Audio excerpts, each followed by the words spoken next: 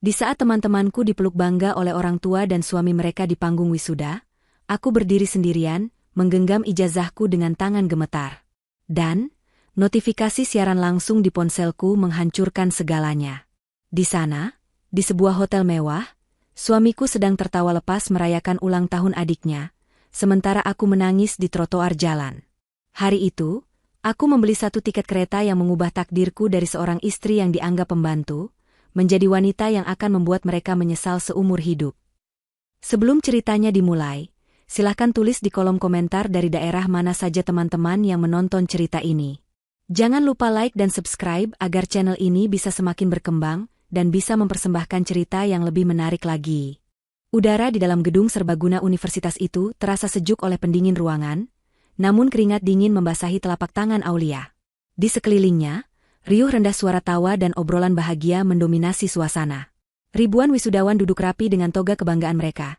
Sementara di tribun atas dan sayap kiri kanan gedung, para orang tua melambaikan tangan, memegang buket bunga, atau sibuk mengarahkan kamera ponsel untuk merekam momen berharga anak-anak mereka. Aulia menunduk, menatap layar ponselnya yang gelap. Tidak ada notifikasi. Tidak ada pesan masuk. Tidak ada tanda-tanda kehidupan dari nama yang paling ia harapkan muncul di sana. Farhan.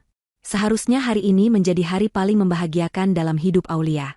Sebagai seorang yatim piatu yang kehilangan kedua orang tuanya sejak awal masa perkuliahan, bisa berdiri di titik ini adalah sebuah keajaiban. Ia ingat betul bagaimana ia harus membagi waktu antara kuliah yang padat, mengerjakan skripsi yang revisinya seolah tiada akhir, dan mengurus seluruh pekerjaan rumah tangga di rumah mertuanya. Bangun sebelum subuh untuk menyiapkan sarapan, mencuci pakaian, membersihkan rumah, lalu berlari mengejar bus kota demi sampai di kampus tepat waktu. Semua lelah itu ia telan mentah-mentah dengan satu harapan bahwa hari ini, di momen ini, ia bisa membuat suaminya bangga. Farhan berjanji akan datang. Farhan bilang ia hanya akan terlambat sedikit karena harus mengantar Ibu Sari dan Dinda ke salon sebentar. Aulia percaya. Ia selalu percaya. MC acara mulai memanggil nama-nama wisudawan satu persatu untuk naik ke atas panggung. Jantung Aulia berdegup kencang, bukan karena antusiasme, melainkan karena rasa cemas yang kian mencekik. Ia menoleh ke arah pintu masuk gedung berulang kali, berharap sosok tinggi suaminya muncul dengan senyum hangat, mungkin membawa setangkai bunga atau sekadar lambaian tangan. Namun, pintu itu tetap tertutup bagi Aulia. Setiap kali pintu terbuka, yang masuk adalah keluarga orang lain yang tertawa bahagia. Kursi di sebelahnya, yang seharusnya bisa diduduki oleh pendamping wisuda, kosong melompong. Kekosongan itu terasa begitu bising di telinga Aulia, seolah menertawakan nasibnya yang selalu sendirian. Giliran fakultasnya dipanggil. Teman-teman di barisannya mulai berdiri. Aulia ikut berdiri dengan kaki yang terasa lemas. Ia merapikan jilbabnya yang sederhana, memastikan tidak ada kerutan di baju toganya. Ia berjalan perlahan mengikuti antrean menuju sisi panggung. Di depannya, seorang wisudawati dipeluk oleh ayahnya sebelum menaiki tangga panggung. Di belakangnya, seorang teman sedang melakukan panggilan video dengan ibunya di kampung. Aulia hanya bisa memilih ujung lengan bajunya. Rasa sepi itu menghunjam dada, mengingatkannya pada malam-malam panjang di mana ia menangis rindu pada almarhum ayah dan ibunya. Seandainya mereka masih ada, Aulia yakin mereka akan duduk di barisan paling depan. Mungkin dengan pakaian terbaik mereka, menatap putrinya dengan mata berkaca-kaca. Tapi hayalan itu buyar saat petugas memintanya maju. Nama lengkapnya bergema di seluruh ruangan melalui pengeras suara. Aulia Rizkia. Predikat cum laude. Seharusnya ada tepuk tangan meriah. Seharusnya ada sorakan bangga. Namun, yang terdengar hanya tepuk tangan sopan dari hadirin yang tidak mengenalnya. Aulia melangkah naik ke panggung. Lampu sorot yang terang benderang menerpa wajahnya, menyilaukan pandangan, namun tidak bisa menyembunyikan genangan air mata yang tertahan di pelupuk matanya. Ia menyalami rektor, menerima map ijazah, dan memindahkan tali toga dari kiri ke kanan. Detik itu terasa sangat lambat. Ia menatap ke arah tribun penonton, menyisir setiap wajah dengan putus asa, berharap menemukan Farhan, Ibu Sari, atau Dinda di sana. Nihil. Tidak ada siapa-siapa. Aulia tersenyum kaku ke arah fotografer resmi, sebuah senyum paling palsu yang pernah ia buat, sebelum menuruni panggung dengan langkah gontai. Sesampainya kembali di kursi, pertahanannya nyaris runtuh. Ia merasa begitu kecil di tengah perayaan megah ini. Ia merasa tidak berharga. Ponselnya bergetar pelan. Dengan gerakan cepat dan penuh harap, ia menyambar benda pipih itu. Bukan pesan dari Farhan. Itu hanya notifikasi dari operator seluler. Aulia menghela napas panjang, mencoba menekan rasa sesak yang mulai menyakitkan di dadanya. Mungkin macet, batinnya menghibur diri. Jalanan menuju kampus memang selalu padat di hari wisuda. Mungkin Farhan terjebak di antrean parkir. Mungkin baterai ponselnya habis. Ribuan alasan ia ciptakan di kepalanya untuk membenarkan ketidakhadiran suaminya. Acara wisuda pun berakhir. Gedung mulai kosong. Para wisudawan berhamburan keluar menemui keluarga mereka. Halaman gedung berubah menjadi lautan manusia dan bunga. Aulia berjalan menepi, mencari sudut yang agak sepi di dekat pilar besar. Ia duduk di sana, memeluk map ijazahnya erat-erat seolah itu adalah satu-satunya pelindung yang ia miliki. Ia mencoba menghubungi Farhan lagi. Panggilan tersambung, tapi tidak diangkat. Ia mencoba mengirim pesan, tapi hanya centang satu. Ia beralih menghubungi Dinda, adik iparnya. Sama saja.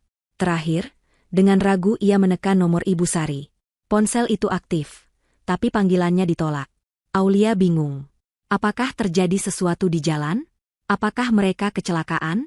Rasa khawatir mulai merayapi pikirannya, menggantikan rasa kecewa. Iseng, jemari Aulia membuka aplikasi media sosial. Mungkin ada kabar kemacetan atau berita kecelakaan yang bisa menjelaskan situasi ini. Di beranda paling atas, muncul notifikasi bahwa akun Dinda sedang melakukan siaran langsung. Jantung Aulia mencelos. Dengan tangan gemetar, ia menekan notifikasi itu. Layar ponselnya seketika menampilkan gambar yang jernih dan suara musik yang elegan. Itu bukan suasana jalanan macet. Itu bukan rumah sakit. Itu adalah sebuah ruangan mewah dengan lampu gantung kristal yang berkilauan. Di layar itu, Aulia melihat Dinda sedang tertawa lebar, memegang gelas minuman sirup yang mewah, dikelilingi teman-temannya yang berpakaian glamor. Kamera kemudian bergeser, memperlihatkan Ibu Sari yang duduk bak ratu di sofa bludru, sedang mengobrol dengan tamu-tamu sosialitanya. Dan di sana, di samping Ibu Sari, duduklah Farhan. Suaminya itu tampak rapi dengan kemeja yang Aulia setrika tadi malam. Farhan sedang tertawa, menanggapi candaan seseorang, terlihat begitu santai dan tanpa beban. Dinda berbicara ke arah kamera, suaranya terdengar jelas di telinga Aulia yang memakai earphone. Dinda berkata dengan nada manja bahwa hari ini adalah hari spesialnya, pesta ulang tahun yang sudah ia impikan sejak lama. Ia memamerkan dekorasi pesta yang megah di sebuah hotel bintang 5 terkenal di pusat kota. Aulia terpaku. Tanggal hari ini memang ulang tahun Dinda. Tapi bukankah mereka sepakat akan merayakannya secara sederhana di rumah nanti malam setelah acara wisuda Aulia? Bukankah Farhan bilang tidak ada uang untuk pesta besar karena bisnisnya sedang sepi? Air mata Aulia akhirnya tumpah. Bukan lagi tertahan di pelupuk mata, melainkan mengalir deras membasahi pipinya. Ia menyadari satu hal yang menyakitkan. Mereka tidak terjebak macet. Mereka tidak lupa. Mereka sengaja. Mereka memilih untuk merayakan ulang tahun Dinda dengan pesta mewah di hotel pada jam yang sama dengan wisuda Aulia. Bagi mereka, pencapaian Aulia tidak ada artinya dibandingkan keinginan Dinda. Bagi Farhan, mendampingi istri yang sudah berjuang mati-matian lulus kuliah ternyata tidak sepenting menemani adiknya memotong kue. Aulia merasa dunianya runtuh saat itu juga. Di tengah keramaian kampus yang bahagia, ia merasa benar-benar sendiri. Ijazah di tangannya terasa berat. Seberat kenyataan bahwa ia tidak pernah dianggap sebagai bagian dari keluarga itu. Aulia menghapus air matanya dengan kasar. Rasa sedih itu perlahan berubah menjadi sesuatu yang lain. Sesuatu yang panas dan menyesakkan dada, namun memberinya energi. Rasa marah. Rasa sakit hati yang mendalam karena dikhianati. Ia tidak bisa diam saja di sini menunggu seperti orang bodoh. Ia harus melihatnya sendiri. Ia harus memastikan bahwa apa yang ia lihat di layar ponsel itu nyata. Dengan langkah yang masih gemetar namun pasti, Aulia bangkit berdiri. Ia tidak melepas toganya. Ia membiarkan jubah hitam itu berkibar saat ia berjalan menembus kerumunan, menuju gerbang kampus, dan menyetop taksi. Tujuannya satu, hotel tempat siaran langsung itu berada. Perjalanan menuju hotel terasa seperti perjalanan menuju tiang gantungan bagi perasaan Aulia. Di dalam taksi, ia terus memantau siaran langsung Dinda yang masih berjalan, meski kini ia mematikan suaranya karena tak sanggup mendengar tawa mereka. Taksi membelah jalanan kota yang padat. Aulia menatap keluar jendela, melihat bayangan dirinya di kaca. Wajahnya sembab, sisa make-up tipis yang ia poles sendiri tadi pagi mulai luntur. Ia terlihat menyedihkan. Namun, tekadnya sudah bulat. Ia butuh kepastian. Ia butuh alasan yang kuat untuk mengambil keputusan besar dalam hidupnya, dan melihat pengkhianatan itu secara langsung mungkin adalah tamparan yang ia butuhkan untuk sadar. Taksi berhenti di lobi hotel bintang 5 yang megah itu. Pilar-pilar marmer menjulang tinggi, dan lantai yang mengkilap memantulkan cahaya lampu gantung raksasa.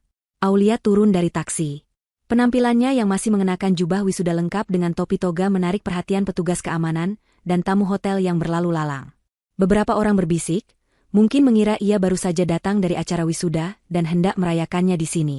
Ironis sekali, Aulia memang datang dari wisuda, tapi bukan untuk perayaan, melainkan untuk menyaksikan kehancuran hatinya sendiri. Ia berjalan tegak, berusaha menyembunyikan kerapuhan di matanya, dan melangkah masuk ke dalam lobi. Berdasarkan lokasi yang tertera di media sosial Dinda, pesta itu diadakan di Grand Ballroom lantai 2. Aulia menaiki tangga melingkar yang beralaskan karpet tebal. Setiap langkah terasa berat, seolah kakinya diseret oleh beban emosi yang bertumpuk. Sesampainya di lantai 2, suara musik live terdengar samar-samar. Di depan pintu masuk ballroom, terdapat papan bunga besar bertuliskan ucapan selamat ulang tahun untuk Dinda. Foto besar Dinda terpampang di sana, tersenyum lebar dengan gaya angkuhnya yang khas.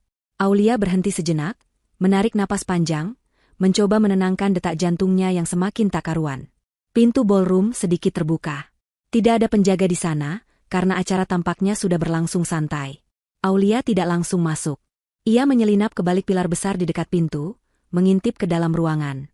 Apa yang ia lihat secara langsung jauh lebih menyakitkan daripada di layar ponsel. Ruangan itu didekorasi dengan sangat mewah, penuh dengan bunga-bunga segar yang pasti harganya jutaan rupiah. Makanan berlimpah ruah tersaji di meja prasmanan panjang. Para tamu undangan terlihat menikmati pesta, tertawa dan berdansa. Pandangan Aulia terkunci pada satu meja bundar di tengah ruangan, tempat keluarganya, atau orang-orang yang selama ini ia anggap keluarga, berada. Ibu Sari sedang berdiri memegang gelas, wajahnya berseri-seri penuh kebanggaan semu. Ia berbicara dengan lantang kepada teman-temannya yang duduk mengelilinginya. Suara Ibu Sari cukup keras, hingga terdengar sampai ke tempat Aulia bersembunyi. Lihat Dinda, cantik sekali kan hari ini? Memang beda auranya anak kesayangan. Pesta ini khusus saya buatkan untuk dia, biar dia bahagia. Jangan sampai dia sedih atau kekurangan satu apapun, ujar Ibu Sari dengan nada sombong. Salah satu teman Ibu Sari bertanya, "Loh, bukannya menantumu, si Aulia itu, wisuda hari ini, Jeng? Kok malah pesta di sini? Nggak datang ke wisudanya?" Jantung Aulia berhenti berdetak sesaat mendengar namanya disebut. Ia menajamkan pendengarannya, menunggu jawaban apa yang akan keluar dari mulut mertuanya. Ibu Sari tertawa meremehkan, sebuah tawa yang menusuk hati Aulia lebih tajam dari pisau manapun. "Aduh, Jeng, wisuda sarjana saja kok bangga. Buat apa didatangi? Nanti juga ujung-ujungnya dia cuma di dapur, ngurus rumah. Ijazahnya itu nggak bakal kepakai. Lagian, malu saya kalau harus duduk panas-panasan di gedung wisuda itu. Mending di sini, adem, makanan enak, kumpul sama kalian." Si Aulia itu kan sudah biasa mandiri, dari dulu juga hidup sendiri, jadi biarkan saja dia pulang sendiri naik angkutan umum. Nggak bakal mati kok. Air mata Aulia menetes lagi tanpa bisa dicegah. Jadi selama ini, semua kerja kerasnya, semua pengabdiannya, dianggap tidak ada harganya. Ia hanya dianggap pembantu yang kebetulan punya ijazah. Dinda yang duduk di sebelah ibunya ikut menimpali sambil mengibaskan rambutnya. "Iya, Tante. Lagian ini kan hari spesial aku. Kak Aulia itu suka cari perhatian. Kalau kita datang ke sana, nanti spotlightnya keambil dia. Mending di sini, semua fokus ke aku. Lagian Kak Farhan juga lebih senang di sini kan, Kak?" Mata Aulia beralih menatap Farhan. Suaminya itu duduk sambil memainkan ponselnya, sesekali menyesap minumannya. Aulia berharap, setidaknya ada sedikit pembelaan dari Farhan. Aulia berharap Farhan akan berkata bahwa istrinya penting, bahwa istrinya berharga. Namun, harapan itu hancur berkeping-keping saat Farhan hanya tersenyum tipis dan mengangguk. "Iya, yang penting Dinda senang. Aulia pasti ngerti kok. Dia kan penurut. Nanti tinggal saya belikan martabak pas pulang." "Dia juga sudah diam," jawab Farhan dengan nada santai, seolah perasaan istrinya bisa dibeli dengan jajanan pinggir jalan. Hancur. Benar-benar hancur. Kalimat itu adalah titik balik bagi Aulia. Selama ini ia bertahan karena ia pikir Farhan mencintainya, hanya saja Farhan terlalu takut pada ibunya. Tapi ternyata tidak. Farhan tidak mencintainya. Farhan hanya mencintai kemudahan yang Aulia berikan. Farhan mencintai adanya sosok istri yang mengurus segala keperluannya tanpa banyak menuntut. Aulia bukan istri di mata mereka, melainkan pelayan gratis yang bisa diabaikan kapan saja. Aulia merasa mual. Ia ingin masuk ke sana, menumpahkan meja makan, berteriak di depan muka mereka, dan memaki atas ketidakadilan ini. Tapi langkahnya terhenti. Untuk apa? Untuk apa ia mempermalukan dirinya sendiri di depan orang-orang yang memang tidak punya hati? Melabrak mereka hanya akan membuat Ibu Sari semakin punya alasan untuk menjelek-jelekannya, menyebutnya wanita kasar yang tidak tahu sopan santun. Mereka tidak pantas mendapatkan emosinya. Mereka tidak pantas melihat air matanya lagi. Aulia mundur perlahan. Ia melepas topi toganya dan memeluknya di dada. Ia berbalik badan, menjauh dari pintu ballroom yang penuh kepalsuan itu. Ia berjalan cepat menuruni tangga, setengah berlari, ingin segera keluar dari tempat yang menyesakan itu. Ia sampai di lobi hotel dengan napas tersengal. Di luar, langit sudah berubah gelap dan hujan mulai turun rintik-rintik, seolah alam turut berduka atas matinya sebuah pernikahan hari ini. Aulia berdiri di depan pintu kaca lobi, menatap pantulan dirinya. Ia melihat seorang wanita muda yang lelah, terluka, tapi matanya menyiratkan sesuatu yang baru. Bukan lagi kepasrahan, melainkan keputusan. Ia merogoh tas selempang kecil yang ia bawa di balik jubah wisudanya. Ia mengeluarkan cincin pernikahan emas polos dari jari manisnya. Cincin yang dulu dipasangkan Farhan dengan janji manis yang kini terbukti busuk. Ia menatap cincin itu sebentar, tidak ada rasa sayang lagi, hanya rasa sakit. Ia berjalan menuju meja resepsionis. Petugas resepsionis menatapnya dengan bingung. Aulia meminta secari kertas dan pulpen. Dengan tangan yang kini sudah stabil, ia menulis pesan singkat. Tidak ada air mata yang jatuh di atas kertas itu. Tinta hitam itu menorehkan kalimat perpisahan yang tegas.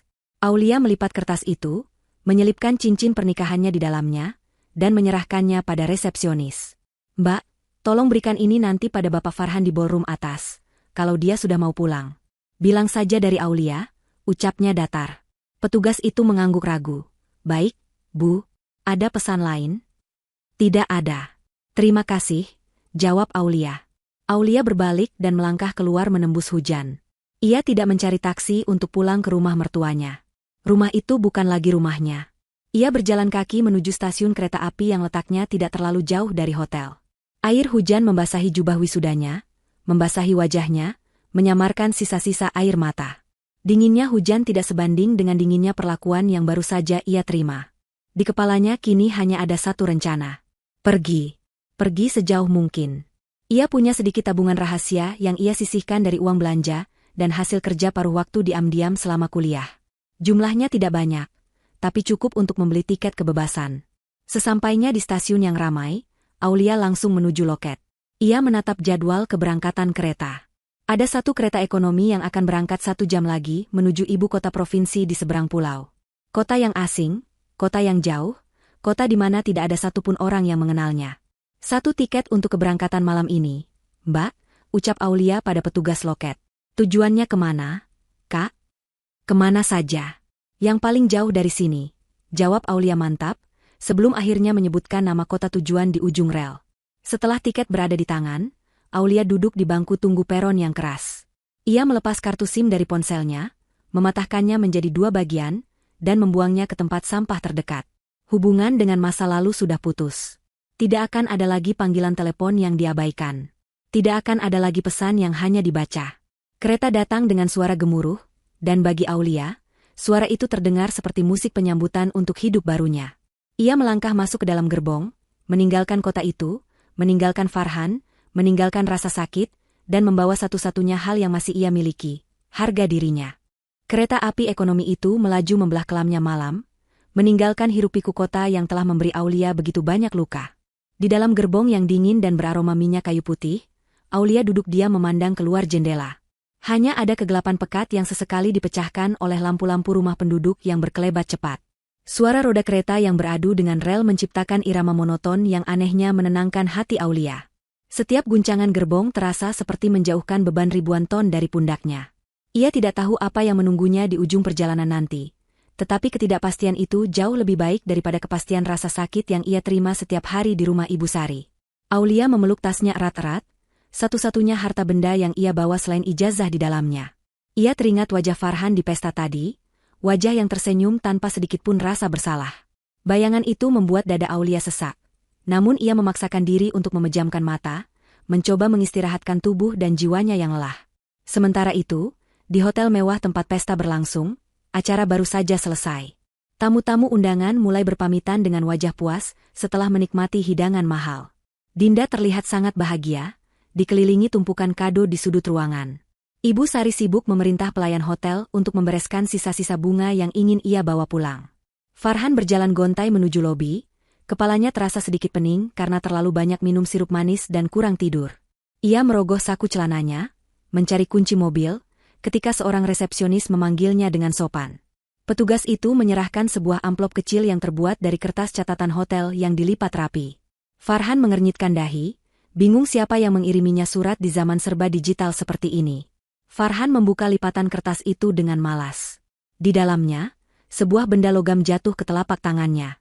Cincin emas polos. Jantung Farhan berdesir pelan saat mengenali cincin itu. Itu adalah cincin pernikahan mereka.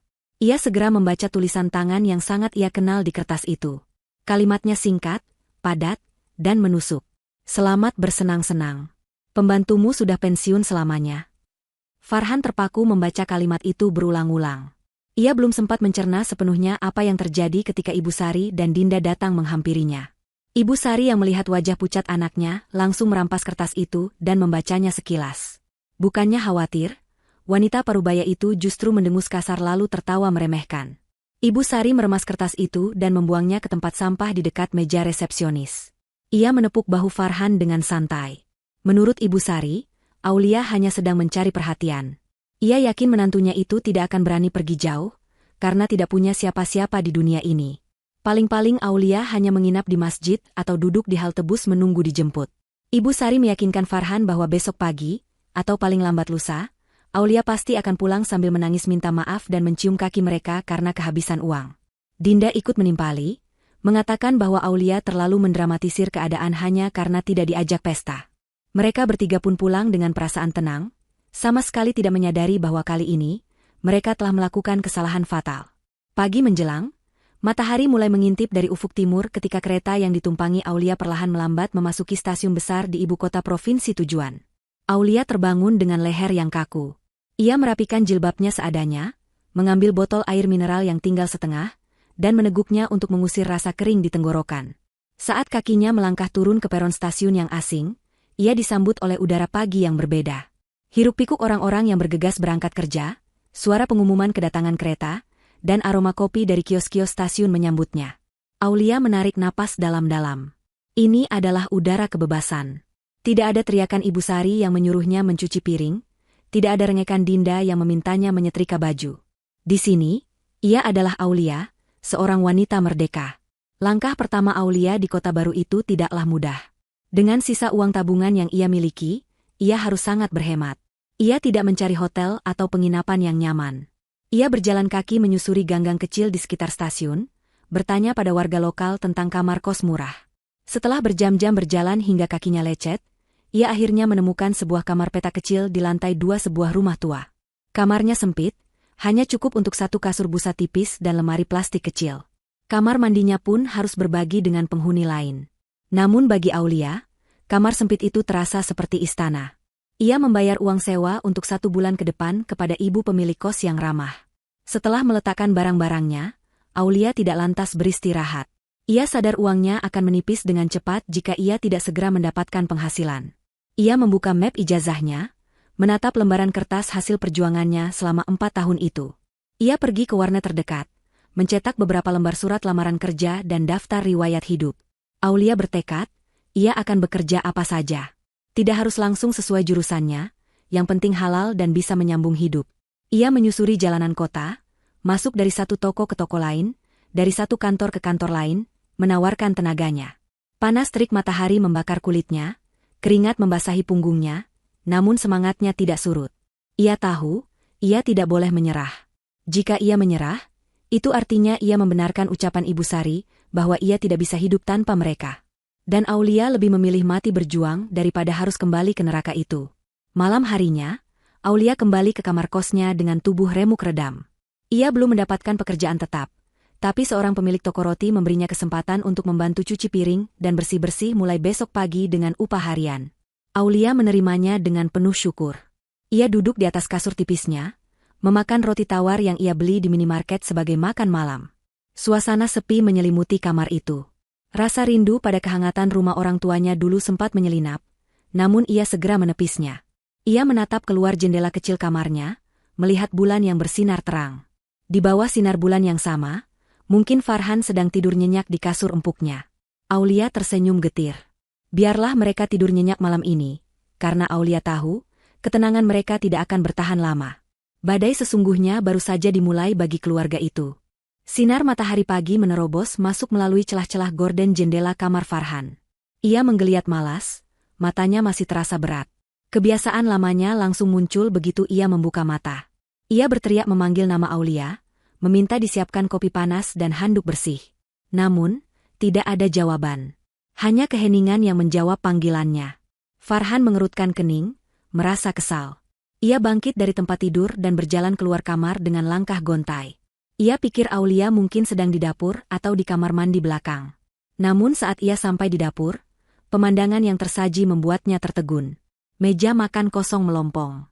Tidak ada tudung saji yang menutupi sarapan, tidak ada aroma nasi goreng atau teh manis yang biasanya menyambut pagi harinya. Piring kotor bekas makan malam mereka, yang mereka bawa pulang dari sisa pesta semalam, masih menumpuk di wastafel, mulai dikerubungi semut. Farhan beralih ke ruang tengah. Ibu Sari sedang duduk di sofa sambil memijat pelipisnya. Wajahnya terlihat masam. Di sebelahnya, Dinda duduk dengan wajah cemberut, memegang perutnya. "Ibu, mana Aulia? Aku lapar, kok nggak ada makanan sama sekali?" tanya Dinda dengan nada merengek. Ibu Sari mendengus kesal. Ia menunjuk ke arah pintu kamar tamu yang biasanya ditempati Aulia, atau lebih tepatnya gudang yang disulap jadi kamar. Pintunya terbuka lebar, dan di dalamnya kosong. Tidak ada baju-baju Aulia, tidak ada barang-barang pribadinya. Lemari plastiknya terbuka dan melompong. "Anak itu benar-benar pergi rupanya," gumam Ibu Sari dengan nada tidak percaya bercampur marah.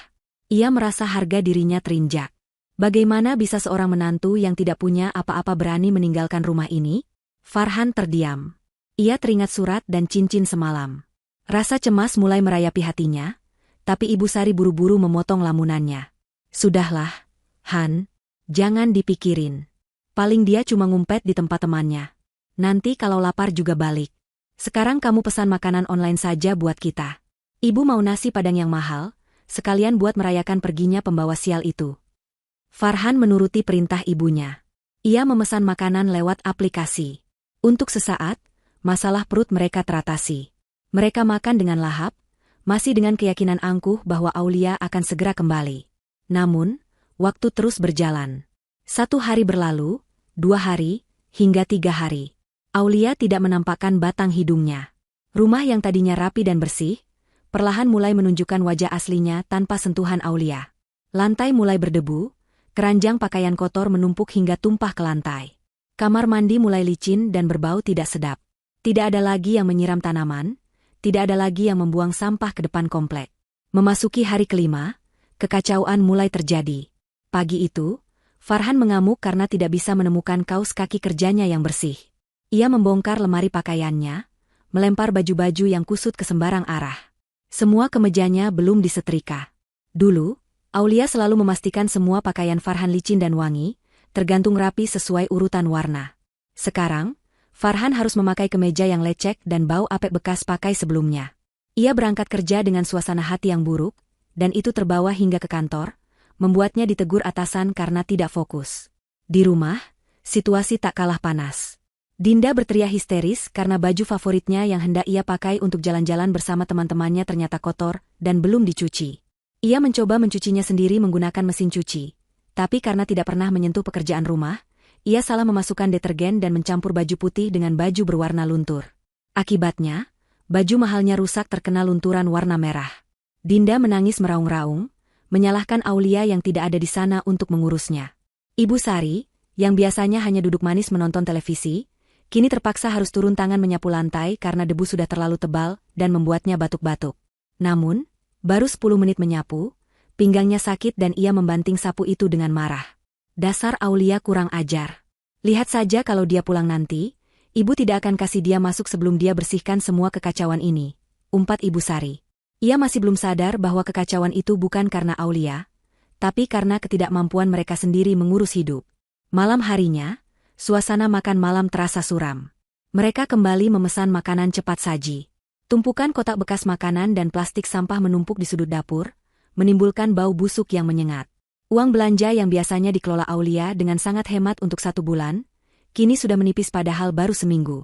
Aulia biasanya bisa menyulap uang belanja pas-pasan menjadi hidangan sehat dan lezat setiap hari. Kini, tanpa manajemen Aulia, pengeluaran mereka membengkak 3 kali lipat hanya untuk makan dan laundry. Farhan menatap nanar ke arah tumpukan piring kotor yang semakin tinggi. Ia merasa rumah ini seperti kehilangan nyawanya. Dulu, meskipun ia sering mengabaikan Aulia, ia harus mengakui bahwa kehadiran istrinya memberikan kenyamanan yang tak ternilai. Ada air putih dingin yang selalu tersedia di meja saat ia pulang kerja, ada rumah yang wangi, ada kasur yang rapi. Kini, rumah besar ini terasa seperti kapal pecah. Farhan mencoba menghubungi nomor ponsel Aulia lagi untuk yang ke-100 kalinya. Tetap sama, operator menjawab bahwa nomor tersebut tidak aktif. Ia mencoba membuka media sosial Aulia, tapi akunnya sudah dinonaktifkan. Aulia benar-benar menghapus jejaknya. "Bu," panggil Farhan pelan, suaranya terdengar putus asa. Kayaknya Aulia beneran pergi, "Bu." Dia nggak main-main. Nomornya mati, temannya nggak ada yang tahu. Kita harus cari dia. Ibu Sari meletakkan sendoknya dengan kasar. "Cari kemana? Kamu mau ngemis-ngemis sama dia? Harga diri kamu di mana?" "Farhan? Biarkan saja. Ibu nggak butuh dia. Kita bisa sewa pembantu baru kalau cuma buat beres-beres begini." "Tapi kita nggak punya uang buat bayar pembantu." "Bu," bentak Farhan, emosinya meledak untuk pertama kalinya. "Bisnis aku lagi sepi, utang kartu kredit Dinda numpuk, dan pengeluaran kita seminggu ini boros banget gara-gara beli makan terus. Aulia itu istri aku, Bu, bukan pembantu gratisan yang bisa diganti seenaknya." Dinda dan Ibu Sari terdiam, kaget melihat Farhan berani meninggikan suara. Keheningan yang mencekam menyelimuti ruang makan itu. Untuk pertama kalinya, ketakutan yang nyata mulai merayapi benak mereka. Bukan takut kehilangan sosok Aulia sebagai manusia, tapi takut kehilangan kenyamanan hidup yang selama ini mereka nikmati di atas penderitaan Aulia. Mereka mulai sadar bahwa roda kehidupan sedang berputar, dan poros yang menahan roda itu agar tetap tegak baru saja mencabut dirinya sendiri dan pergi menjauh. Rumah itu bukan lagi istana, melainkan penjara kotor yang mereka ciptakan sendiri. Dan di luar sana, jauh dari jangkauan mereka, Aulia sedang mulai membangun istananya sendiri dari puing-puing keruntuhan masa lalunya. 3 tahun bukanlah waktu yang singkat, namun bagi Aulia, 3 tahun berlalu seperti kedipan mata yang mengubah segalanya. Kota metropolitan ini telah menempa dirinya dengan cara yang keras namun adil. Di awal kedatangannya, Aulia harus menelan pahitnya kehidupan perantauan yang sesungguhnya. Ia pernah bekerja mencuci piring di belakang restoran hingga tangannya kasar dan kulitnya mengelupas, pernah menjadi penjaga toko yang harus berdiri 12 jam sehari, dan pernah membagi 1 bungkus mie instan untuk 2 kali makan. Namun, Aulia tidak pernah mengeluh. Setiap tetes keringat yang jatuh adalah bukti bahwa ia berdiri di atas kakinya sendiri, bukan di atas belas kasihan keluarga suaminya yang toksik. Ijazah sarjananya tidak ia biarkan berdebu. Di sela-sela pekerjaan kasarnya, Aulia terus mengirimkan lamaran ke berbagai perusahaan, belajar bahasa asing secara otodidak melalui buku-buku bekas, dan memperbaiki penampilannya agar terlihat lebih profesional meski dengan pakaian sederhana. Titik balik kehidupannya terjadi ketika ia diterima sebagai staf administrasi junior di sebuah perusahaan kosmetik nasional yang sedang berkembang pesat. Di sana, etos kerja Aulia yang luar biasa, warisan dari kebiasaannya mengurus rumah tangga Farhan sendirian, membuatnya bersinar. Ia datang paling awal, pulang paling akhir, dan selalu menyelesaikan tugas dengan rapi tanpa celah. Pak Adrian, pemilik perusahaan yang dikenal tegas dan dingin, melihat potensi besar dalam diri janda muda itu. Aulia diberi kepercayaan memegang proyek-proyek kecil, yang kemudian berkembang menjadi tanggung jawab besar. Kecerdasan Aulia yang selama ini terpendam di dapur Ibu Sari akhirnya meledak keluar. Ia memberikan ide-ide pemasaran brilian yang menyentuh hati banyak wanita, ide yang lahir dari rasa sakit dan kebangkitannya sendiri. Karirnya melesat cepat, melompati rekan-rekannya yang bekerja hanya seadanya. Kini, Aulia berdiri di depan dinding kaca ruang kerjanya di lantai 25 sebuah gedung pencakar langit. Pemandangan kota yang sibuk terhampar di bawah kakinya, mobil-mobil terlihat seperti mainan kecil yang berjalan lambat. Aulia menyesap teh hangat dari cangkir keramik yang elegan. Penampilannya telah berubah total. Tidak ada lagi Aulia yang kucel dengan baju rumahan yang itu-itu saja. Wanita yang berdiri di sana kini mengenakan setelan blazer kerja dengan potongan modern yang membalut tubuhnya dengan pas, dipadukan dengan hijab polos berbahan sutra yang jatuh dengan anggun. Wajahnya yang dulu sering terlihat lelah dan sembab, kini bersinar cerah berkat perawatan rutin dan, yang paling penting, ketenangan batin. Aura Aulia bukan lagi aura wanita penurut yang bisa diinjak-injak, melainkan aura seorang pemimpin yang disegani. Di meja kerjanya, terdapat sebuah plakat penghargaan bertuliskan, Manajer Pemasaran Terbaik tahun ini. Aulia tersenyum tipis melihat benda itu. Ia teringat bagaimana dulu Ibu Sari selalu mengatakan bahwa ia bodoh dan tidak berguna. Ternyata, ia bukan tidak berguna, ia hanya berada di lingkungan yang salah. Seperti benih bunga mawar yang ditanam di tanah gersang penuh racun, ia layu. Namun ketika dipindahkan ke tanah subur yang merawatnya, ia mekar dengan indah dan berduri tajam untuk melindungi dirinya sendiri. Aulia meletakkan cangkirnya dan kembali duduk di kursi kerjanya yang empuk. Hari ini adalah hari besar. Perusahaannya akan meluncurkan kampanye iklan terbaru di seluruh kota, dan Pak Adrian bersikeras menjadikan kisah hidup Aulia sebagai inspirasi utama, bahkan menjadikan wajah Aulia sebagai salah satu ikon kampanye tersebut dengan slogan, "Kecantikan adalah kekuatan untuk bangkit." Pintu ruangannya diketuk pelan. Sekretarisnya masuk dengan sopan, memberitahu bahwa rapat dengan Dewan Direksi akan segera dimulai. Aulia mengangguk tegas, merapikan berkas-berkas di mejanya. Saat ia berjalan menyusuri lorong kantor, para karyawan menyapanya dengan hormat. "Selamat pagi, Bu Aulia," sapa mereka serempak. Aulia membalas dengan senyum simpul yang berwibawa. Tidak ada lagi keraguan dalam langkahnya. Ia bukan lagi istri yang takut pulang ke rumah, karena takut dimarahi suami. Ia adalah Aulia, wanita karir yang memegang kendali penuh atas hidupnya sendiri. Uang di rekeningnya kini cukup untuk membeli apapun yang ia mau, bahkan cukup untuk membeli harga diri orang-orang yang dulu menghinanya. Namun, Aulia tidak tertarik pada balas dendam yang dangkal. Kesuksesannya hari ini adalah balas dendam terbaik yang bisa ia berikan. Ia hidup bahagia, sejahtera, dan terhormat tanpa mereka. Itu sudah lebih dari cukup untuk membuktikan siapa yang sebenarnya, sampah, dan siapa yang berlian. Kontras dengan gemerlap lampu kota yang menyinari kesuksesan Aulia, suasana di rumah Farhan, atau lebih tepatnya rumah kontrakan sempit yang kini mereka tempati, terasa suram dan pengap. 3 tahun tanpa Aulia telah menyeret keluarga itu ke dasar jurang kehancuran yang tidak pernah mereka bayangkan sebelumnya. Karma bekerja dengan cara yang sunyi namun mematikan. Bisnis Farhan yang memang sudah goyah sejak awal, akhirnya gulung tikar setahun setelah kepergian Aulia. Tanpa manajemen keuangan Aulia yang ketat, Farhan tidak bisa mengontrol arus kas. Ia terlalu sering mengambil uang modal usaha untuk menutupi gaya hidup Ibu Sari dan Dinda yang tidak mau turun kelas. Akibatnya, supplier berhenti mengirim barang, pelanggan lari, dan utang menumpuk di mana-mana.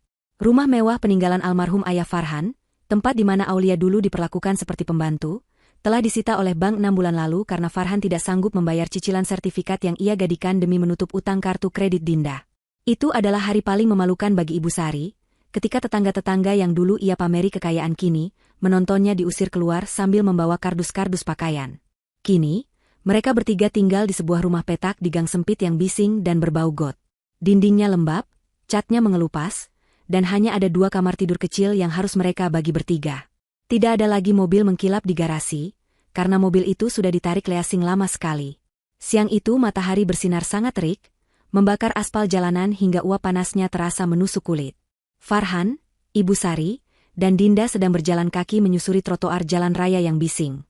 Mereka baru saja pulang dari rumah kerabat jauh untuk meminjam uang, namun ditolak mentah-mentah dan diusir secara halus. Penampilan mereka sangat menyedihkan. Farhan yang dulu selalu rapi, kini terlihat kurus dan kucel dengan kemeja yang kerahnya sudah menguning. Dinda yang dulu glowing dengan perawatan mahal, kini wajahnya kusam dan berjerawat karena stres dan memakai kosmetik murahan.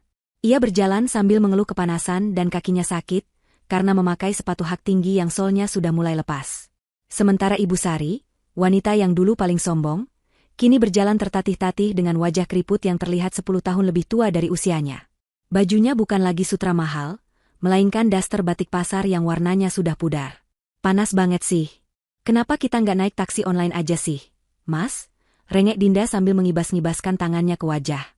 "Uang dari mana, Dinda? Sisa uang kita cuma cukup buat makan nanti malam sama bayar listrik. Kalau naik taksi, kita puasa besok." Bentak Farhan dengan nada frustrasi yang sudah menjadi makanan sehari-hari mereka. Pertengkaran adalah menu utama di keluarga ini sekarang. Mereka saling menyalahkan atas kemiskinan yang menimpa mereka, tanpa ada satupun yang mau berkaca. "Ini semua gara-gara kamu, Farhan. Kamu nggak becus jadi kepala keluarga. Coba kalau dulu kamu lebih tegas sama rekan bisnismu, kita nggak bakal melarat begini. Cerocos Ibu Sari, menyeka keringat di dahinya dengan tisu bekas. Aku? Ibu yang bikin utang numpuk. Ibu yang maksa beli perhiasan padahal tahu bisnis lagi sepi. Dinda juga, kerjaannya cuma minta jatah skincare padahal nggak mau kerja. Farhan membalas dengan emosi yang memuncak. Mereka berhenti di perempatan lampu merah yang ramai, menunggu lampu penyeberangan menyala hijau. Di seberang jalan, terdapat sebuah gedung pusat perbelanjaan megah dengan layar videotron raksasa yang menempel di dinding luarnya. Layar itu sedang menayangkan iklan-iklan produk terbaru. Saat mereka sedang sibuk berdebat soal siapa yang salah, pandangan Dinda tanpa sengaja tertuju ke layar raksasa itu. Matanya membelalak lebar, mulutnya ternganga. Ia menepuk lengan ibunya dengan keras. Ibu, ibu, lihat itu, pekik Dinda histeris, menunjuk ke arah videotron. Ibu Sari dan Farhan menoleh dengan malas, namun sedetik kemudian tubuh mereka membeku. Di layar raksasa itu, terpampang wajah seorang wanita yang sangat mereka kenal, namun sekaligus terasa asing. Wanita itu mengenakan pakaian elegan, tersenyum percaya diri sambil memegang sebuah produk kecantikan mewah. Di bawah wajahnya tertulis nama besar, Aulia Rizkia, Head of Marketing Brand Ambassador. Video itu kemudian menampilkan cuplikan Aulia sedang memimpin rapat, berjalan di karpet merah, dan memberikan pidato inspiratif. Wanita di layar itu tampak begitu bersinar, bersih, dan berkelas. Sangat kontras dengan penampilan mereka bertiga yang berdiri di pinggir jalan penuh debu dan keringat. Itu Aulia, suara Farhan bergetar, nyaris tak terdengar. Ia mengucek matanya, memastikan ia tidak berhalusinasi karena kepanasan. Tapi itu nyata. Tahi lalat kecil di dekat dagu wanita itu memastikan bahwa itu memang Aulia, mantan istrinya, mantan, pembantu, gratisan di rumahnya. Gila, dia cantik banget sekarang. Dan lihat bajunya, tasnya itu pasti mahal banget. Gumam Dinda dengan nada iri yang begitu kental. Rasa dengki langsung menjalari hatinya. Bagaimana bisa wanita yang dulu ia suruh mencuci baju dalamnya kini menjadi sosok ratu yang dipuja banyak orang di layar raksasa? Ibu Sari menatap layar itu tanpa berkedip. Awalnya ia syok, namun perlahan, ekspresi kaget di wajahnya berubah menjadi sesuatu yang licik. Matanya yang cekung karena kurang tidur kini berbinar tamak. Otak materialistisnya berputar cepat menghitung kalkulasi. Jika Aulia bisa masuk iklan di videotron sebesar itu dan jabatannya manajer, gajinya pasti puluhan bahkan ratusan juta sebulan. Aulia pasti kaya raya. Aulia pasti punya rumah mewah dan mobil bagus. Dan yang paling penting di pikiran sempit Ibu Sari, Aulia pernah menjadi bagian dari keluarga mereka. Farhan, panggil Ibu Sari dengan suara yang tiba-tiba berubah manis, namun terdengar mengerikan. Ia mencengkeram lengan Farhan dengan kuat. Kamu lihat itu? Istrimu sukses. Nak, dia kaya raya sekarang. Mantan istri, Bu. Kita sudah cerai secara agama, meski belum urus surat resmi karena nggak ada biaya. Jawab Farhan lemah, matanya masih terpaku pada senyum Aulia di layar. Ada rasa penyesalan yang begitu dalam menghantam dadanya. Ia telah membuang berlian demi mempertahankan kerikil. Ah, persetan dengan cerai agama. Surat resminya belum ada kan? Berarti di mata hukum negara kalian masih suami istri. Seru Ibu Sari dengan semangat menggebu. Ia menarik wajah Farhan agar menatapnya. Dengar Ibu. Ini kesempatan kita, Farhan. Tuhan kasih kita jalan keluar dari kemiskinan ini lewat Aulia. Kamu harus temui dia. Kamu harus bujuk dia pulang. Tapi Bu, kita sudah jahat sama dia. Mana mau dia balik? Farhan ragu. Dia itu yatim piatu, Farhan. Dia nggak punya siapa-siapa selain kita dulu. Dia pasti kesepian di atas sana. Perempuan kalau sudah sukses itu butuh pendamping, butuh keluarga. Kamu datang ke sana, pasang muka sedih, minta maaf, bilang kamu hilaf, bilang kamu masih cinta mati sama dia. Luluhkan hatinya. Ibu Sari mulai menyusun rencana busuknya. Kalau dia balik sama kita, utang kita lunas. Kita bisa tinggal di rumah mewah lagi. Dinda bisa belanja lagi. Kamu nggak mau hidup enak lagi? Farhan menelan ludah. Bayangan hidup nyaman kembali menari di pelupuk matanya. Rasa lapar di perutnya seolah memaksanya untuk membuang rasa malu. Ia menatap kembali wajah Aulia di layar videotron yang kini sudah berganti iklan lain. Ibu benar, gumam Farhan, secercah harapan kotor mulai tumbuh di hatinya. Aulia pasti masih punya perasaan sama aku. Dulu dia sabar banget ngadapi kita. Itu tandanya dia cinta. Aku cuma perlu usaha sedikit buat ambil hatinya lagi. Di bawah terik matahari yang menyengat, tiga manusia itu tersenyum licik. Mereka tidak melihat kesuksesan Aulia sebagai hasil perjuangan yang harus dihargai, melainkan sebagai mangsa baru yang gemuk untuk diperas. Mereka tidak sadar bahwa Aulia yang mereka lihat di layar bukanlah Aulia yang dulu. Mereka sedang berjalan menuju kandang singa, berpikir bahwa mereka akan bertemu dengan domba yang bisa disembelih. Menemukan lokasi kantor Aulia bukanlah hal yang sulit bagi Farhan, mengingat wajah dan nama mantan istrinya itu kini terpampang di berbagai media promosi kota. Namun, mengumpulkan keberanian dan modal untuk mendatangi tempat itu adalah tantangan tersendiri. Farhan menghabiskan sisa uang belanja terakhir mereka untuk membeli pewangi pakaian sachet dan mencuci kemeja terbaiknya yang tersisa, sebuah kemeja lama yang kerahnya sudah mulai menipis namun masih layak pandang. Ia menyetrikanya berulang kali dengan setrika pinjaman tetangga, memastikan tidak ada satupun garis kusut yang terlihat. Farhan ingin tampil sebagai sosok suami yang merindukan istrinya, bukan sebagai pengemis yang kelaparan, meskipun kenyataannya perutnya melilit karena belum sarapan. Ibu Sari memberinya wejangan panjang lebar sebelum berangkat, mengatur skenario sedih yang harus Farhan mainkan di depan Aulia nanti. Menurut Ibu Sari, air mata laki-laki adalah senjata paling ampuh untuk meluluhkan hati wanita. Perjalanan menuju distrik bisnis tempat kantor Aulia berada terasa seperti perjalanan menuju dunia lain. Farhan menaiki bus kota yang sesak, berdesakan dengan orang-orang yang baru pulang kerja shift malam. Bau keringat dan debu jalanan menempel di tubuhnya, membuat Farhan cemas wangi pakaiannya akan hilang. Sesampainya di depan gedung pencakar langit yang menjulang tinggi itu, nyali Farhan menciut. Gedung itu dilapisi kaca biru yang memantulkan awan, dengan lobi marmer yang luas dan penjagaan ketat. Orang-orang yang keluar masuk dari sana berpakaian rapi, wangi, dan berjalan dengan langkah penuh tujuan. Farhan merasa sangat kecil dan kotor. Ia merapikan rambutnya di pantulan kaca pos satpam, sebelum melangkah masuk dengan dada yang dipusungkan paksa. Di meja resepsionis lobi, seorang wanita muda dengan seragam rapi menyapanya dengan senyum profesional yang sedikit memudar saat melihat penampilan Farhan yang lusuh. Farhan berdeham, mencoba mengeluarkan suara berwibawa yang sudah lama hilang. Ia mengatakan bahwa ia ingin bertemu dengan Aulia Rizkia, manajer pemasaran. Ketika resepsionis menanyakan apakah ia sudah membuat janji temu, Farhan dengan sedikit gugup namun tegas menjawab bahwa ia adalah suaminya. Jawaban itu membuat sang resepsionis terkejut. Ia menatap Farhan dari ujung kaki ke ujung kepala dengan pandangan tidak percaya, seolah meragukan bahwa sosok pria berantakan di depannya ini adalah pasangan dari Bu Aulia yang terkenal elegan dan berkelas. Namun, prosedur tetaplah prosedur. Resepsionis itu mengangkat telepon dan menghubungi ruangan Aulia. Di lantai 25, Aulia sedang memeriksa laporan penjualan bulan lalu ketika telepon di mejanya berdering. Sekretarisnya mengabarkan bahwa ada seorang pria di lobi yang mengaku sebagai suaminya dan bersikeras ingin bertemu. Tangan Aulia yang sedang memegang pena seketika berhenti bergerak. Jantungnya berdetak kencang, bukan karena rindu, melainkan karena kaget dan sedikit rasa muak. Ia tahu hari ini akan datang cepat atau lambat, terutama setelah wajahnya muncul di iklan besar. Aulia menarik napas dalam, memejamkan matanya sejenak untuk mengumpulkan ketenangan. Ia bukan lagi Aulia yang dulu gemetar ketakutan jika Farhan meninggikan suara. Ia adalah wanita yang memimpin ratusan karyawan. Dengan suara datar dan dingin, Aulia memerintahkan resepsionis untuk membiarkan pria itu menunggu di sofa lobi, dan ia akan turun menemuinya sebentar lagi. Aulia tidak ingin Farhan naik ke ruangannya dan mencemari tempat kerjanya dengan drama masa lalu. Aulia turun menggunakan lift khusus eksekutif. Ketika pintu lift terbuka di lantai dasar, ia melihat sosok Farhan duduk di ujung sofa lobi dengan gelisah. Pria itu tampak menyedihkan.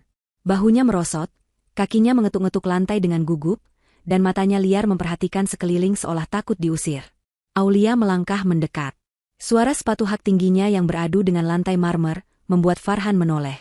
Saat mata mereka bertemu, waktu seolah berhenti sesaat bagi Farhan. Ia ternganga melihat wanita yang berjalan ke arahnya. Aulia terlihat jauh lebih cantik daripada yang ia ingat.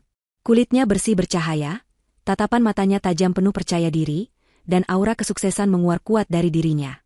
Farhan segera berdiri, memasang wajah memelas yang sudah ia latih di depan cermin. Farhan melangkah cepat hendak meraih tangan Aulia, namun Aulia mundur selangkah dan melipat kedua tangannya di dada. Gerakan penolakan itu begitu tegas, hingga membuat Farhan terpaku di tempat. Farhan memulai sandiwara terbaiknya. Dengan suara serak yang dibuat-buat, ia memanggil nama Aulia dengan lembut, mengatakan betapa ia sangat merindukannya. Ia mulai bercerita bohong tentang bagaimana ia mencari Aulia kemana-mana selama 3 tahun ini, bagaimana ia sakit karena memikirkan Aulia, dan bagaimana ibunya, Ibu Sari, sering menangis menyebut nama Aulia dalam tidurnya. Farhan berusaha menyentuh hati Aulia dengan kenangan-kenangan palsu tentang keharmonisan rumah tangga mereka, seolah-olah pengkhianatan di hari wisuda itu tidak pernah terjadi. Beberapa karyawan yang lewat mulai melirik, berbisik-bisik melihat adegan drama yang terjadi di tengah lobi kantor mereka. Aulia mendengarkan semua bualan itu tanpa ekspresi. Wajahnya sedingin es. Ia membiarkan Farhan menyelesaikan kalimatnya hingga pria itu kehabisan napas. Setelah Farhan diam, menunggu reaksi haru dari istrinya, Aulia justru tersenyum miring. Senyuman yang penuh ejekan. Dengan suara yang cukup lantang hingga terdengar oleh orang-orang di sekitar mereka, Aulia bertanya apa tujuan Farhan datang ke sini. Farhan yang gelagapan menjawab bahwa ia ingin menjemput Aulia pulang, ingin memperbaiki rumah tangga mereka, dan memulai semuanya dari awal. Ia bahkan berani mengatakan bahwa ia sudah memaafkan Aulia yang kabur, seolah-olah Aulia lah yang bersalah dalam cerita ini. Kepercayaan diri Farhan yang tidak pada tempatnya itu benar-benar memuakkan bagi Aulia. Dengan tenang, Aulia mematahkan semua argumen Farhan. Ia mengingatkan Farhan tentang hari wisudanya, tentang pesan yang ia tinggalkan, tentang cincin yang ia kembalikan. Aulia menegaskan bahwa suaminya sudah mati bagi dirinya sejak 3 tahun lalu. Tepat saat pria itu memilih berpesta pora merayakan ulang tahun adiknya sementara istrinya berjuang sendirian di panggung wisuda. Kata-kata Aulia meluncur tajam, menusuk tepat ke jantung kebohongan Farhan.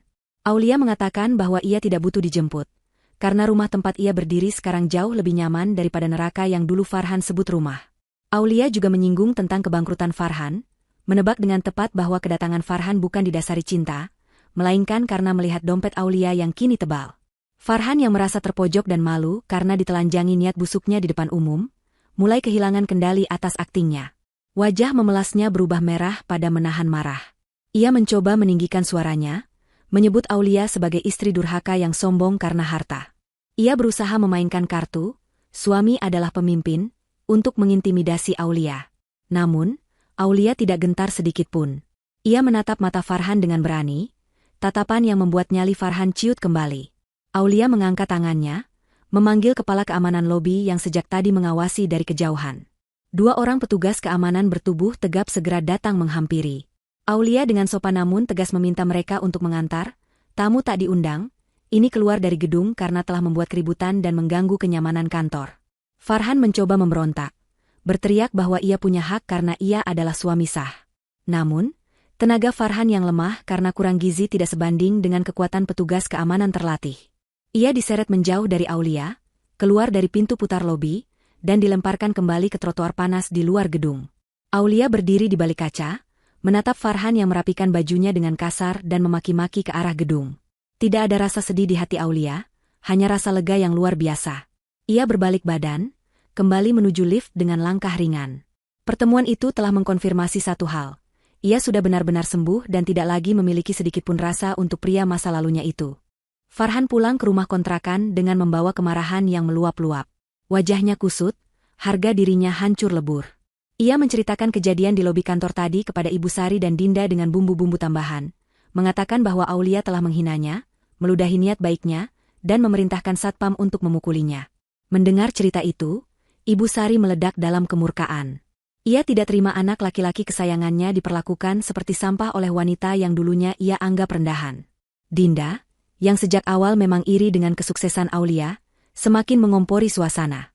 Menurut Dinda, kesombongan Aulia harus diberi pelajaran. Mereka tidak bisa mendapatkan uang Aulia dengan cara baik-baik, maka mereka akan menghancurkan nama baiknya agar Aulia hancur dan kembali merangkak kepada mereka. Malam itu juga, mereka menyusun rencana jahat.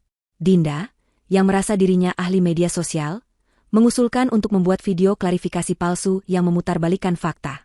Mereka menata ruang tamu kontrakan mereka yang sempit agar terlihat semakin menyedihkan.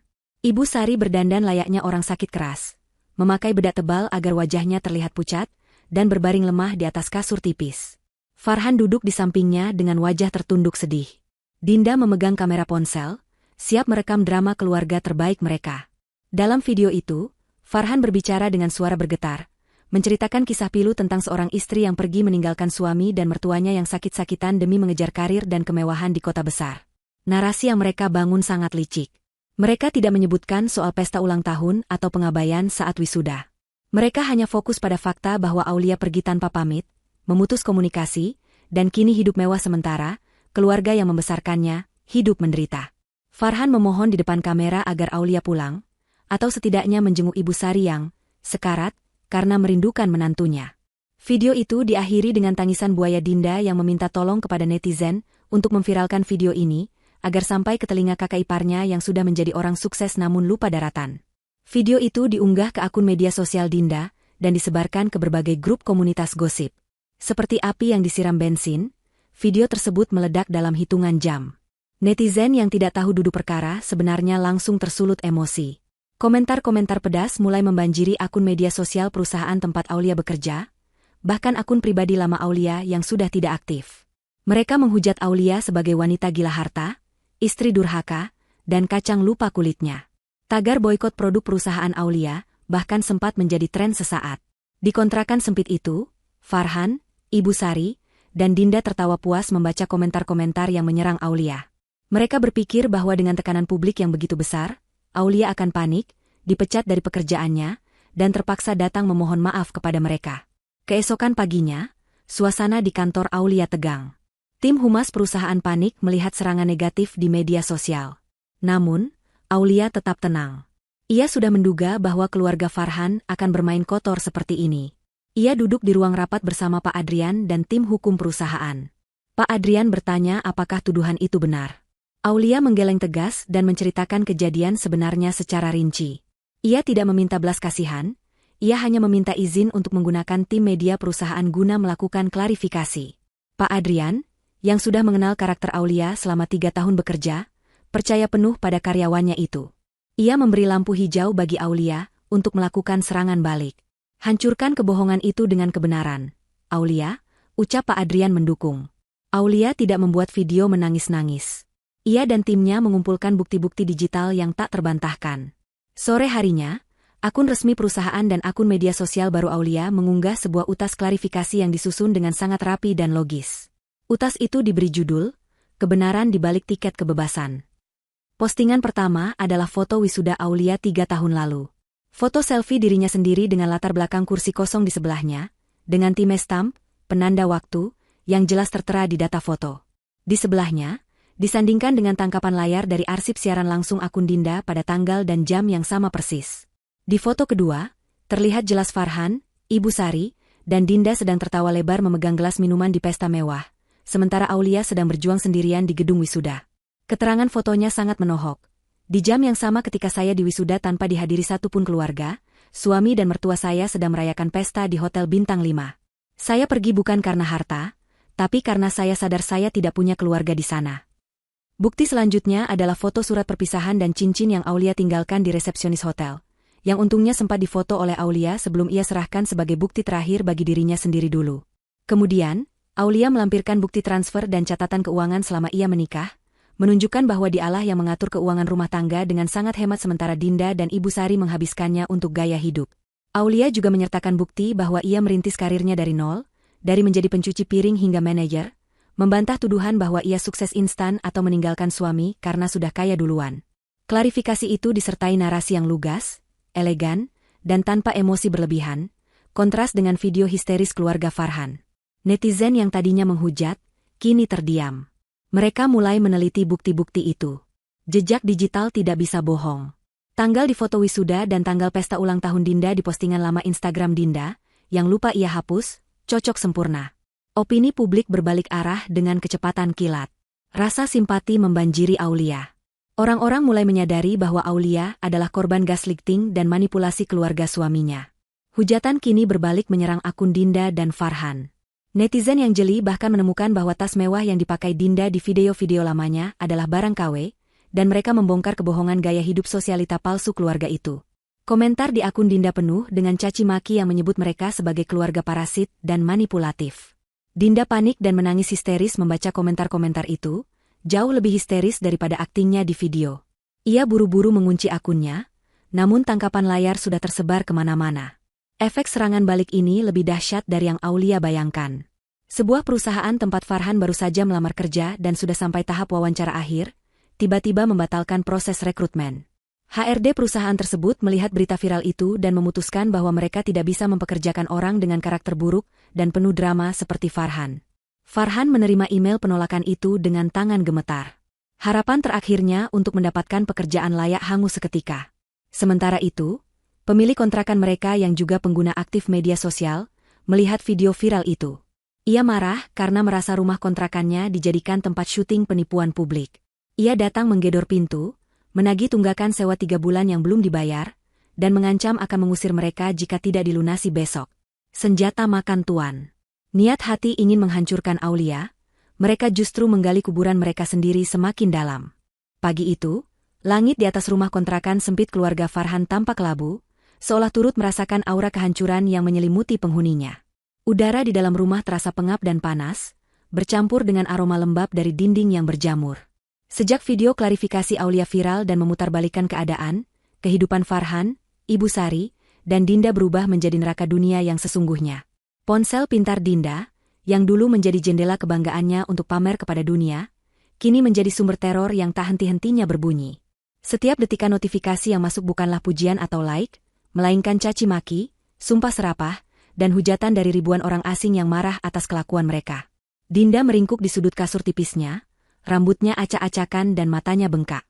Ia tidak berani membuka media sosial lagi, namun rasa penasaran dan ketakutan memaksanya untuk terus mengecek. Akun-akun gosip telah membongkar semua kebohongan gaya hidup mewahnya. Mereka menemukan bahwa tas-tas bermerek yang sering dipamerkan Dinda adalah barang tiruan kualitas rendah, dan foto-foto liburan lamanya ternyata hasil suntingan kasar dari foto orang lain. Identitas sosial Dinda sebagai calon selebgram hancur lebur dalam semalam, digantikan dengan label penipu dan parasit yang akan melekat selamanya di jejak digital. Di ruang tengah yang sempit, Farhan duduk termenung dengan tatapan kosong menatap lantai ubin yang retak. Surat penolakan kerja dari perusahaan impiannya masih terbayang jelas di benaknya. HRD perusahaan tersebut secara eksplisit menyatakan bahwa mereka tidak bisa menerima karyawan yang memiliki rekam jejak perilaku manipulatif dan bermasalah di ranah publik. Pintu masa depan Farhan seolah tertutup rapat. Ia menyadari bahwa nama baiknya telah tercemar begitu buruk, sehingga mungkin tidak akan ada lagi perusahaan bonafide yang mau mempekerjakannya. Ia, seorang sarjana yang dulu merasa lebih tinggi derajatnya daripada istrinya, kini tidak lebih dari seorang pengangguran tanpa prospek. Rasa penyesalan mulai merayapi hatinya. Namun penyesalan itu bercampur aduk dengan rasa marah kepada ibunya dan adiknya yang ia anggap sebagai biang keladi dari semua ide gila ini. Jika saja mereka tidak membuat video fitnah itu, mungkin ia masih bisa mencari pekerjaan rendahan dengan tenang. Tapi kini, wajahnya sudah dikenal sebagai suami durhaka se-Indonesia. Ketegangan di dalam rumah itu meledak ketika terdengar gedoran keras di pintu depan. Gedoran itu bukan ketukan tamu sopan, melainkan hantaman penuh amarah yang membuat engsel pintu bergetar. Farhan dengan langkah gontai membuka pintu. Di hadapannya berdiri bapak pemilik kontrakan, seorang pria parubaya bertubuh tambun dengan wajah merah pada menahan emosi. Di belakangnya, beberapa tetangga berkumpul menonton dengan tatapan sinis dan berbisik-bisik. Bapak pemilik kontrakan itu tidak membuang waktu untuk berbasa-basi. Ia langsung melemparkan tagihan listrik dan air yang menunggak ke wajah Farhan. Dengan suara lantang yang menggelegar ke seluruh gang sempit itu, ia mengusir Farhan dan keluarganya saat itu juga. Ia berteriak bahwa ia tidak sudi rumahnya ditempati oleh orang-orang viral yang tidak tahu malu dan penipu. Ia merasa tertipu karena Farhan selalu janji akan membayar tunggakan sewa begitu dapat kerja. Namun nyatanya Farhan justru sibuk membuat drama di internet. Ibu Sari yang mendengar keributan itu langsung lari ke depan, mencoba menggunakan taktik lamanya. Ia memasang wajah memelas, berpura-pura batuk dan memegangi dadanya seolah akan pingsan, berharap belas kasihan. Namun, taktik itu sudah basi. Bapak pemilik kontrakan justru meludah ke tanah dengan jijik. Ia mengatakan bahwa ia sudah menonton video klarifikasi Aulia dan tahu bahwa sakitnya Ibu Sari hanyalah akting belaka. Tetangga-tetangga yang menonton ikut menyoraki Ibu Sari, menyebutnya tua-tua keladi yang jahat. Rasa malu yang luar biasa menghantam Ibu Sari. Dulu ia adalah nyonya besar yang dihormati, kini ia diperlakukan lebih rendah dari pengemis di hadapan orang-orang yang menurutnya tidak selevel dengannya. Pemilik kontrakan memberi ultimatum, mereka harus angkat kaki dalam waktu 1 jam, atau barang-barang mereka akan dibakar di halaman. Kepanikan melanda. Dinda menangis histeris sambil melemparkan baju-bajunya ke dalam koper plastik yang sudah retak. Farhan dan Ibu Sari berebut memasukkan sisa-sisa barang berharga mereka yang tak seberapa ke dalam kardus mie instan. Tidak ada lagi keteraturan. Piring, gelas, baju kotor, dan sisa makanan tercampur aduk dalam satu wadah. Di tengah kepanikan itu, mereka mulai saling menyalahkan. Mulut Ibu Sari yang tajam terus menyumpahi Farhan, menyebutnya anak tidak berguna yang gagal melindungi ibunya. Farhan yang sudah diambang batas kesabarannya akhirnya meledak. Ia membanting kardus ke lantai hingga isinya berhamburan. Ia berteriak di depan muka ibunya, menumpahkan segala unek-unek yang dipendamnya selama bertahun-tahun. Ia menyalahkan Ibu Sari yang selalu menuntut gaya hidup mewah, yang selalu menghina Aulia, dan yang menjerumuskan mereka ke dalam lubang kehancuran ini. Pertengkaran hebat terjadi di antara mereka bertiga. Dinda menjerit menyalahkan ibunya yang menyuruhnya membuat video viral. Ibu Sari menyalahkan Dinda yang tidak becus mengedit video. Mereka saling tuding, saling caci, bahkan nyaris saling pukul jika tidak ingat waktu pengusiran semakin dekat. Suasana kekeluargaan yang dulu mereka banggakan sebagai keluarga terpandang, kini terbukti palsu. Tanpa uang dan status sosial, mereka hanyalah 3 orang egois yang saling memangsa satu sama lain. Tepat 1 jam kemudian, mereka bertiga berdiri di pinggir jalan raya yang panas dan berdebu, dikelilingi beberapa kardus dan kantong plastik hitam besar berisi seluruh harta benda mereka di dunia. Matahari siang bolong menyengat kulit mereka tanpa ampun. Tidak ada tempat berteduh, tidak ada uang untuk menyewa truk pindahan, dan yang paling mengerikan, tidak ada tujuan. Mereka berjalan menyusuri trotoar panas dengan beban berat di pundak dan hati. Keringat membanjiri tubuh, membuat pakaian mereka basah dan bau. Orang-orang yang lewat memandang mereka dengan tatapan aneh, beberapa mengenali wajah mereka dari video viral, dan langsung menjauh sambil menutup hidung, atau mengambil foto diam-diam untuk dijadikan bahan tertawaan baru di grup perpesanan. Farhan memikul kardus paling berat, kakinya terasa mau patah. Ia melihat sebuah warung makan sederhana di seberang jalan. Perutnya melilit perih karena belum diisi nasi sejak kemarin sore. Ia merogoh saku celananya, menghitung lembaran uang kumal yang tersisa. Jumlahnya sangat menyedihkan, hanya cukup untuk membeli 2 bungkus nasi rames polosan tanpa lauk daging atau telur, hanya sayur dan kuah. Mereka berhenti di bawah jembatan penyeberangan untuk istirahat dan makan. Farhan menyerahkan 2 bungkus nasi itu untuk dibagi bertiga. Dinda menatap bungkusan nasi itu dengan tatapan jijik, menolak memakannya karena ia biasa makan makanan restoran. Ibu Sari menangis meratapi nasibnya, mengeluh nasi itu keras dan sayurnya hambar. Namun, rasa lapar akhirnya mengalahkan gengsi. Mereka makan dengan lahap menggunakan tangan yang kotor, di pinggir jalan, diiringi deru debu knalpot bus kota. Pemandangan itu sungguh ironis. 3 tahun lalu, di hari wisuda Aulia, mereka makan enak di Hotel Bintang 5 sambil menertawakan kemiskinan orang lain. Kini, roda nasib telah berputar 180 derajat, menggilas kesombongan mereka hingga rata dengan aspal jalanan. Malam harinya, setelah berjalan tanpa arah hingga kaki mereka melepuh, mereka akhirnya menemukan sebuah tempat berteduh. Bukan rumah, bukan kontrakan, melainkan sebuah peta kamar sempit di kawasan kumuh di bantaran sungai. Kamar itu berdinding triplek tipis yang sudah lapuk, berlantai semen kasar yang retak-retak, dan atap seng yang bocor di sana-sini. Bau amis sungai dan sampah menyengat hidung mereka setiap saat. Pemilik kamar, seorang wanita tua bergigi emas, meminta bayaran harian di muka. Farhan menyerahkan sisa uang terakhir mereka. Mulai besok, mereka benar-benar tidak punya uang sepeser pun. Di dalam kamar sempit yang hanya diterangi lampu bohlam 5 watt yang redup itu, mereka bertiga duduk bersandar pada dinding dengan tubuh remuk redam. Tikus-tikus got berukuran besar berlarian di kasau atap, mencicit-cicit seolah mengejek penghuni baru yang malang. Ibu Sari tidak henti-hentinya menangis, meratapi nasibnya yang harus tidur beralaskan tikar tipis di tempat yang lebih buruk dari kandang ayam. Dinda meringkuk ketakutan, menutup telinganya agar tidak mendengar suara-suara aneh dari luar. Farhan menatap langit-langit kamar yang penuh sarang laba-laba. Pikirannya melayang pada Aulia. Ia membayangkan Aulia sedang tidur di kasur empuk di apartemen mewah yang nyaman dan wangi.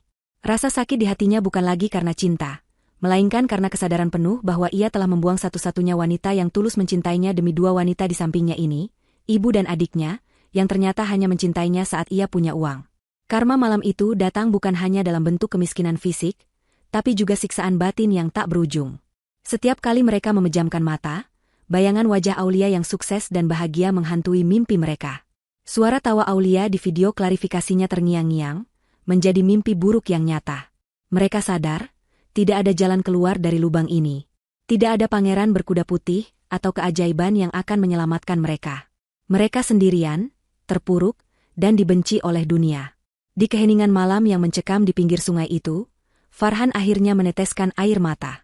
Bukan air mata buaya seperti di videonya, tapi air mata keputusasaan seorang pria yang menyadari bahwa hidupnya telah berakhir bahkan sebelum usianya tua. Dan di kejauhan, guntur bergemuruh pelan, menjanjikan hujan deras yang akan membuat atap bocor kamar mereka menjadi bencana baru di tengah malam buta. Seminggu berlalu di neraka kemiskinan bantaran sungai, Farhan dan keluarganya hidup seperti mayat hidup. Farhan terpaksa bekerja serabutan menjadi kuli panggul di pasar induk pada dini hari, demi mendapatkan upah recehan untuk membeli beras literan. Tangannya yang dulu halus memegang pena kantor kini kapalan dan penuh luka gores. Ibu Sari dan Dinda, yang tidak punya keahlian apapun, hanya bisa berdiam diri di kamar sempit itu, menahan lapar dan malu untuk keluar.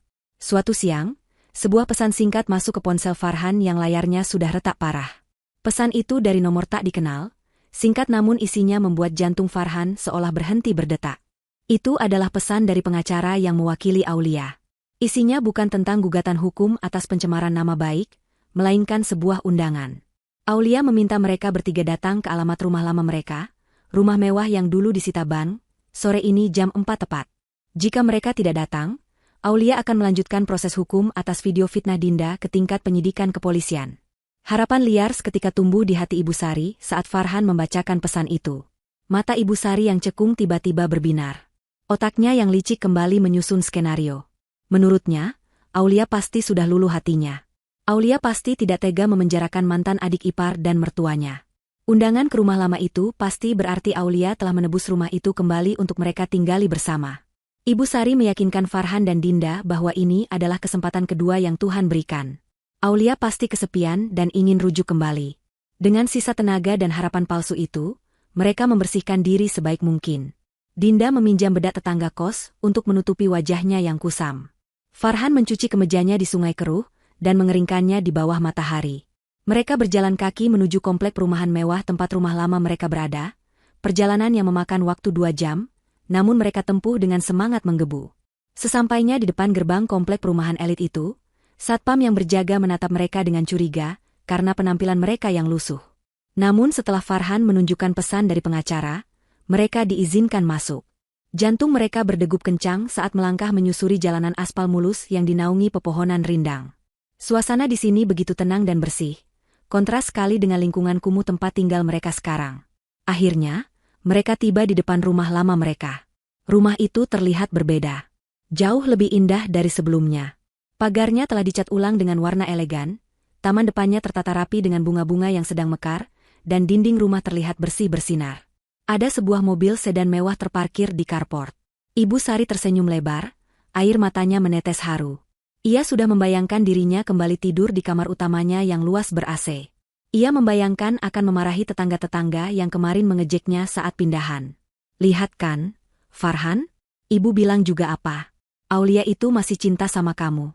Dia beli rumah ini buat kita lagi, bisik Ibu Sari penuh percaya diri.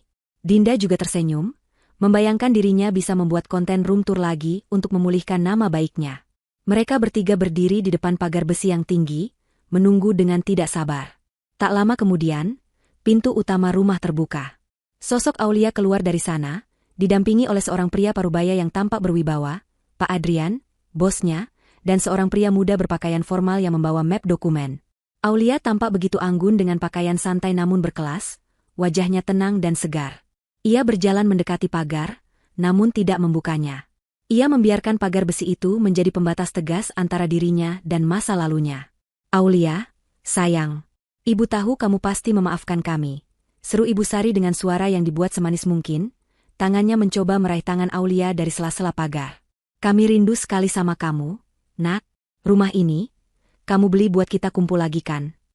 Aulia menatap tangan mertuanya itu tanpa minat untuk menyambutnya. Ia mundur selangkah, menjaga jarak. Tatapannya dingin, menusuk hingga ke tulang sumsum. Jangan salah paham, Bu Sari, ucap Aulia dengan nada datar namun tegas. Saya mengundang kalian ke sini bukan untuk reuni keluarga. Saya hanya ingin menyelesaikan urusan administrasi terakhir, agar tidak ada lagi benang kusut di antara kita. Pria muda di samping Aulia, yang ternyata adalah notaris, membuka mapnya dan membacakan sebuah dokumen. Inti dari dokumen itu adalah pernyataan bahwa rumah ini kini sah 100% milik Aulia Rizkia, atas nama pribadinya. Aulia membelinya secara tunai dari bank melalui proses lelang yang sah. Selain itu, dokumen tersebut juga berisi surat pernyataan cerai resmi yang sudah diputuskan pengadilan secara fair stake, tanpa kehadiran tergugat, karena Farhan tidak pernah memenuhi panggilan sidang yang dikirim ke alamat lamanya. Dan poin terakhir yang paling mematikan, Aulia tidak akan menuntut Dinda ke penjara atas pencemaran nama Belak, dengan syarat mereka bertiga tidak boleh mendekati Aulia, rumah ini, atau kantornya dalam radius 1 kilometer selamanya. Jika melanggar, Aulia tidak segan menjebloskan mereka ke penjara detik itu juga. Farhan, Ibu Sari, dan Dinda ternganga. Harapan mereka hancur berkeping-keping di aspal panas. Lutut Farhan lemas, ia jatuh berlutut di depan pagar. Aulia, tolong jangan begini, ratap Farhan, air mata membanjiri wajahnya yang kotor. Kami menderita, Aulia. Kami tinggal di pinggir kali, kami makan nasi basi, kami dihina orang. Tolong, izinkan kami tinggal di sini. Di kamar pembantu juga nggak apa-apa. Aku janji akan jadi suami yang baik. Aku akan cuci baju kamu, aku akan masak buat kamu. Tolong jangan buang aku. Ibu Sari ikut menangis meraung-raung, memohon belas kasihan. Aulia, Ibu hilaf, nak. Ibu sudah tua, ibu nggak kuat hidup miskin. Kamu kan kaya sekarang, uang kamu banyak. Masa kamu tega lihat mertua kamu mati kelaparan? Aulia menatap pemandangan menyedihkan di depannya itu tanpa rasa iba sedikitpun. Hatinya sudah mati untuk mereka. Ia teringat bagaimana 3 tahun lalu ia mengemis perhatian di hari wisudanya, bagaimana ia diabaikan, dan bagaimana ia harus berjuang sendirian di kota asing dengan perut lapar dan ketakutan. Saat itu, tidak ada satupun dari mereka yang peduli padanya. Kalian bilang kalian menderita? Tanya Aulia dengan suara tenang yang mengerikan. Tahukah kalian rasa sakit saat suami sendiri lebih memilih pesta daripada mendampingi istri wisuda? Tahukah kalian rasa dinginnya tidur di stasiun kereta sendirian tanpa tujuan? Apa yang kalian rasakan sekarang belum sebanding dengan apa yang kalian tanam dulu. Karma tidak pernah salah alamat. Dengan cara yang paling elegan, Aulia menoleh pada Farhan yang masih bersujud. Farhan, dulu aku adalah istrimu yang tulus.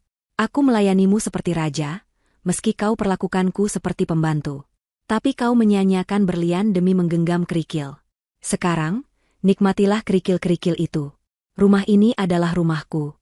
Hasil keringatku, air mataku, dan kerja kerasku. Tidak ada 1 sentimeter pun tempat untuk kalian di sini. Aulia memberi isyarat pada satpam komplek yang sudah bersiaga di pos. Satpam itu mendekat, siap mengusir jika terjadi keributan. Aulia menatap mereka bertiga untuk terakhir kalinya. Pergilah. Dan jangan pernah muncul di hadapanku lagi.